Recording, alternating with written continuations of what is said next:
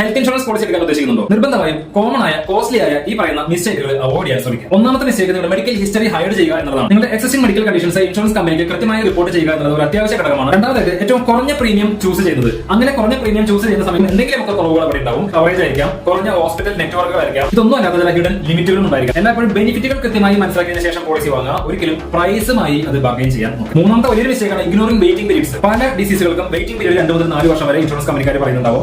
ആ പറയുന്ന പീരീഡിനുള്ളിൽ ആ ഡിസീസുകൾ വരികയാണെങ്കിൽ അത് ക്ലെയിം കിട്ടില്ല എന്ന കാര്യം വ്യക്തമായി മനസ്സിലാക്കുക. അടുത്തതാണ് ലേറ്റ് റിന്യൂവൽ. നിങ്ങൾ റിന്യൂ ചെയ്യേണ്ട സമയത്ത് റിന്യൂ ചെയ്യാതെ പോളിസി ലാപ്സ് ആയതിനു ശേഷം റിന്യൂ ചെയ്യുന്ന സമയത്ത് നിങ്ങൾക്ക് ഈ നോ ക്ലെയിം ബോണസിന്റേതായ ബെനിഫിറ്റുകൾ ഒക്കെ നഷ്ടമാവാൻ സാധ്യത. അടുത്ത മിസ്റ്റേക്ക് നമ്മുടെ പോളിസിയിൽ പറഞ്ഞിട്ടുള്ള ഹോസ്പിറ്റൽ നെറ്റ്വർക്കുകൾ ഏതൊക്കെയാണ് എന്നത് ശ്രദ്ധിക്കാതിരിക്കുക. നമ്മുടെ തൊട്ടടുത്തുള്ള ഹോസ്പിറ്റലിൽ ക്യാഷ്ലെസ് ട്രീറ്റ്മെന്റ് നമ്മൾ എടുക്കുന്ന ഇൻഷുറൻസ് കമ്പനിക്കാർ പ്രൊവൈഡ് ചെയ്യുന്നുണ്ടോ എന്നത് മനസ്സിലാക്കുക. അപ്പോൾ മനസ്സിലാക്കുക, ഹെൽത്ത് ഇൻഷുറൻസ് എന്ന് പറയുന്ന ഒരു പ്രൊട്ടക്ഷൻ ആണ്, അത് പേപ്പർ വർക്ക് അല്ല. നിങ്ങൾ പോളിസി എടുക്കുന്നവരാണെങ്കിൽ എടുക്കുന്ന പോളിസികൾ ഡീറ്റെയിൽ ആയി മനസ്സിലാക്കിയ ശേഷം എടുക്കുക. എക്സിസ്റ്റിംഗ് പോളിസികൾ റിന്യൂ ചെയ്യുന്ന സമയത്തും കൃത്യമായി മനസ്സിലാക്കുക.